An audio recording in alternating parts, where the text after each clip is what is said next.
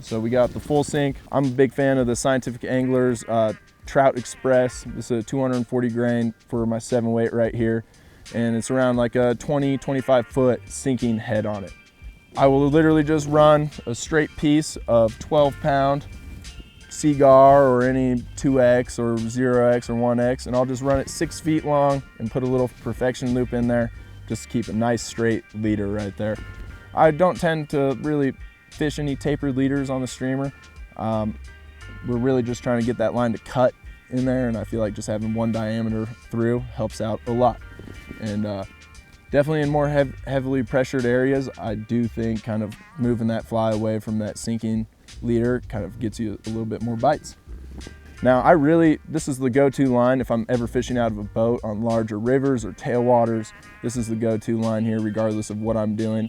I usually tend to lean towards the weight of my fly if I'm trying to achieve more depth on those larger tailwaters, because I really want that straight line connection to that fly. I don't want any of those hinge points in there to limit my hook set. When we're fishing these lower clear rivers, and it might be 2-3 feet average depth throughout it all, I'm really gravitating towards the sinking line for more of a swim fly bug. So weightless deer hair, more like D&D, unholy, deceivers, and just anything in that ballpark with weight, where you're actually letting the line do the work for you rather than animating the fly through stripping, where that's going to be more of the floating line, is where you're pulling that fly up, and then when you let it drop, that's where you get most of your eats on that drop. But with that sinking line, you're letting that line and the slack do all the work for you, for your fly right there.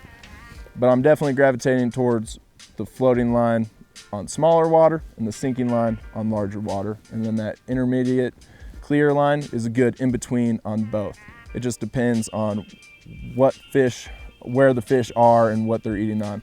It's like a mental checklist with water, you know? We're gonna start fast and shallow and really rip it and just kind of work our way to that deeper water, like starting high in the column and just seeing if we need to get that fly into their zone a little bit better.